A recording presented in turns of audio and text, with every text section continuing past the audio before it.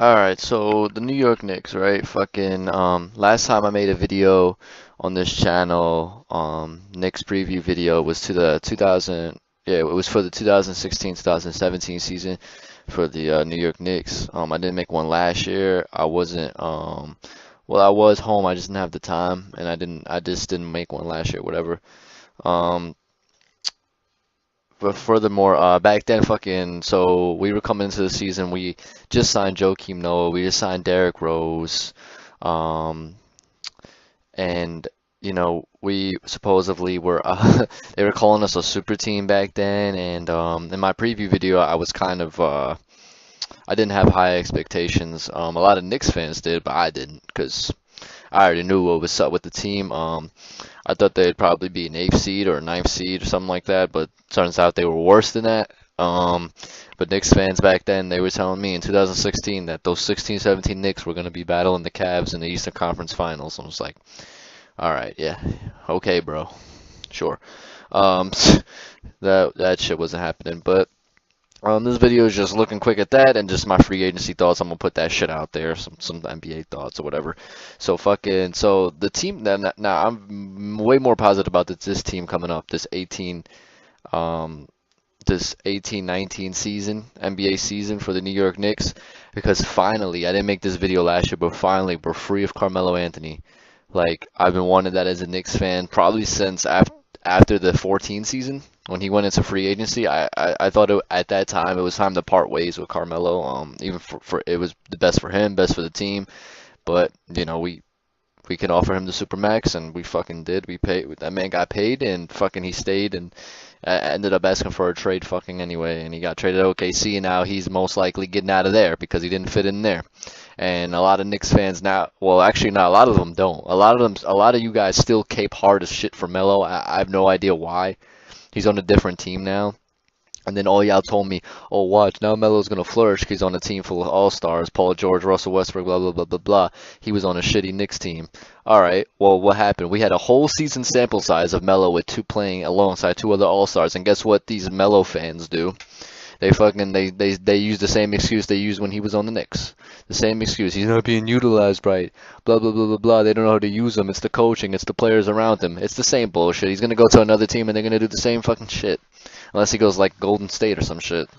These Melo. I don't know. I don't get the. I don't get the Melo riders. Like I don't get why they cape so hard for him. Like it doesn't make sense to me. It really doesn't make sense. We haven't been in the playoffs since 2013. Like he was on our team for like 3, 4 seasons after that. Come on, man, he wasn't playing his best basketball. Oh, he's the best scorer of all time. I hear all this dumbass shit. It's fucking retarded, man. Um, Whatever. Anyway, the Melo thing. Melo's finally off the team. So last year I was very excited watching the season.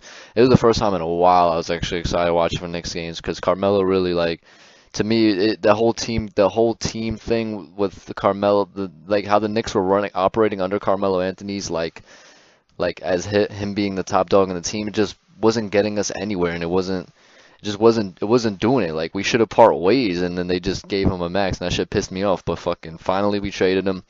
And what we got from the trade, we got Enes Kanter and Doug McDermott. Fucking Enes Kanter is a really solid player. He gets shitted on for his defense a lot, so fucking I watched the majority of the games last season. His defense actually improved in my opinion. He's still like his lateral quickness isn't there. It's hard for him to defend on the pick and rolls and stuff like that, but uh he's gotten better at it. He's a decent defender. I'm gonna give him that. I guess it's a Knicks bias. I'm gonna give him the decent defender rating. Doug McDermott, I actually really liked him as a player. We ended up trading him to the Mavericks. I thought he was a solid role player, and I thought I would have liked to have kept him for this upcoming season. But I mean, it is what it is. I'm not like fucking crying about it, but I wish we could have kept him. But it is what it is. So this coming season, now we're going into 18-19. We just drafted Kevin Knox in the first round, Mitchell Robinson, and I'm very excited to watch him play like the most. I feel like this year is really exciting. I actually feel like we could make Um, not I could see us being like an eighth seed. Like I'll give an early prediction. I'm not gonna say an exact. I guess I'll say an exact record. Fuck it. I feel like we can win between the 36 and 41 win type thing. That's like best case. Well, obviously best case scenario we fucking win a championship, but but like that, like as I guess realistic prediction, I could see us at best winning 36 to 41 games, 42 games maybe. We are in the Eastern Conference, so that's not out of the realm of possibility. So who the fuck knows? But at worst, I could see us winning maybe in like the 24 to 30 win range, I guess. But we'll see. I think I'm very excited to watch Kevin Knox. I hope Porzingis comes back this season, but from what it looks like, they're going to be very careful with him. I don't expect him to come back. What I really want, but this is the bottom line. I'm not gonna go like super in depth into this shit because I don't want to fucking make this an hour long video. But fucking bottom line is, I want from this season, like with our new head coach and everything, and just the style of the team is finally changing. It's starting to feel more fresh again after the Melo era. So what I just want is basically like, we have nothing to lose, so I want them to start all the young guys. I want them to start Frank, Mitch Robinson, Kevin Knox, like. That should be our starting lineup. Ennis Cantor, and then and Cantor and Tim Hardaway Jr. I think they should be in the lineup with them. But I think they should all be starting. All three of those guys, Frank, Robinson, and Kevin Knox, because we have nothing to lose. What's the point of not starting them? Like, I mean, yeah, you got to make them earn it, but fucking go out there and play him. He was a lottery pick, especially Kevin Knox. He was a lottery pick. He should definitely be starting, and we got and just let him figure it out on the court. Let him get better. Let him improve. That's what I'm looking forward to this season. So yeah, we're just gonna build off of that. I watched some summer league games. His defense was all right, but I mean it's just a short sample size. He's really Kevin Knox that I'm talking about is very athletic. He's a raw talent. I think he's 18 years old. The dude's fucking 18 years old. So I mean, the sky is, fuck the sky. He's beyond the skies. Beyond the sky is the limit. This dude has a nice form. He has a nice shooting touch too. So man, like I don't know. I think this guy might be scary in the league, man, and I'm excited for it, especially if when Porzingis comes back. I think we could be a nice team, and then let's see what we do in free agency 19. We'll see who we get there. Yeah. Speaking of, I was gonna go into free agency, but we signed Mario Hezonja from Orlando. I'm actually excited about having him too because I feel like he was very limited in Orlando, and we didn't really get to see much of him. But you got to see some like nice signs of like he has a really nice jumper, and I think he could be a solid role player on our team. Kind of like I looked at Doug McDermott, but I think Azonia has a higher ceiling, so I'm excited to see him fucking play too. So just today that I'm making this video, Kawhi Leonard, who he was like one of my favorite players just a few years ago, just got traded to the Toronto Raptors, which was like kind of shocking because. I mean, it's not shocking that he got traded because he's been bitching to get out of San Antonio for a while for whatever reason. Because he's the man on the team, he's the man over there. I guess he just really wants to play in LA, which is kind of shitty. But I mean, it is what it is. That's what he wants to do, I guess. Fuck it. But yeah, he got traded for DeMar DeRozan, some other big. I'm not sure. I don't have it in front of me, and a first round pick. At first, I was like. Man, Toronto, that's kind of silly for Toronto to do that because it's most likely a one-year rental and he's bailing. But at the same time, they weren't going anywhere really with DeRozan. So, I mean, even if it is a one-year rental and then they rebuild after this season, so be it. It's not either way. They kind of won the trade. They won the trade. It really doesn't matter. It didn't really matter that they had to give up DeRozan. I mean, he was one of the best Raptors of all time. I mean, they don't have that many like all-time greats, but he was on the team for almost 10 seasons now. Dude's put in work. He's an all-star in our league. But I guess it was time to part ways. and that's what they did. So I mean, I guess it was a good trade for Toronto. For the Spurs wise, I mean, the Spurs, man, they are since Tim Duncan retired, man, their front office and their team has been are slowly breaking apart. We'll see how they bounce back from that. They can't believe they gave up Danny Green too in the package. Like Toronto got a solid deal out of it. They really did. Even if it is a 1 year rental, that's a solid deal. Um, Obviously at this point everybody knows LeBron went to LA. Kind of surprised me. I never thought he would end up in LA. That kind of caught me off guard.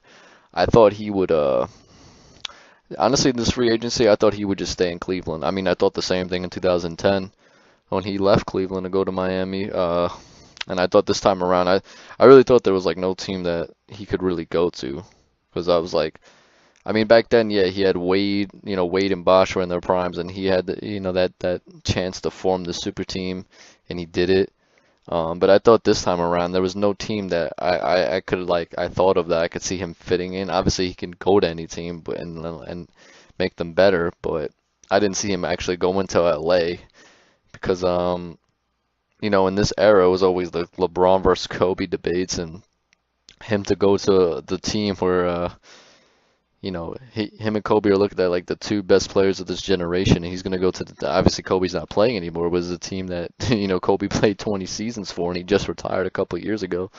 Um, LeBron to hop on the Lake show like that was kind of caught me off guard, but I mean, it's a solid core that he's joining. I just hope that he doesn't do the typical LeBron thing where he takes, um, and now that he's older, he doesn't take too much control of the front office like he did in Cleveland and like he tried to do in Miami. He tried to run Eric Spoelstra out. I mean, obviously when he was in Cleveland, they let him do whatever the hell he wanted. This dude was the GM, the coach. He was everything. He got his friend Tyronn Lue as the coach, but this dude like bullied him around. He basically coached the team. He tried to coach the team himself. He wouldn't even let.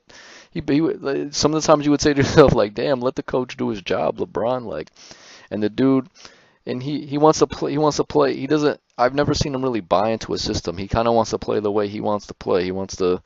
He's the point forward. He wants to get his stats, and that's what I've seen a lot of LeBron last year. It just seemed like a guy that was just wanted to get his numbers and fucking said, you know what, it is what it is. Like, and then he just bailed again. He bailed again on a bad situation, and Cleveland. We don't know the whole thing. We know. I've heard that behind the scenes he doesn't have a great relationship with the GM and stuff like that, but I mean, I don't know that. Um, and it is what it is. I hope he just buys into a system. He doesn't run Luke Walton out, run Luke Walton out of the building, and fucking he actually just buys into it. Let these young guys grow and develop, and him just fill a role and play a role, and that be it, and play some of the best seasons of his career. Shouts out to LeBron. I talk a lot about LeBron on Twitter and stuff like that because of him being compared by other LeBron fans to all-time greats and stuff like that, and I kind of have to shut it down because the LeBron dick riding is just too much, and I have to like kind of balance that out because people are they just fucking they OD on it. Like it's like you guys, I gotta bring them down to reality. It's like LeBron can do no wrong, and it's people blaming everything else but him. They blame his teammates, his coaches. It's like this dude he's run players and coaches out of town. He wants to play the way he wants to play. He has so much control. He can get any player he wants traded. When he was on the Cavs, dude, he got them to sign like Tristan Thompson and J.R. Smith to big amounts of money, causing hella salary cap issues where the Cavs can't really do shit.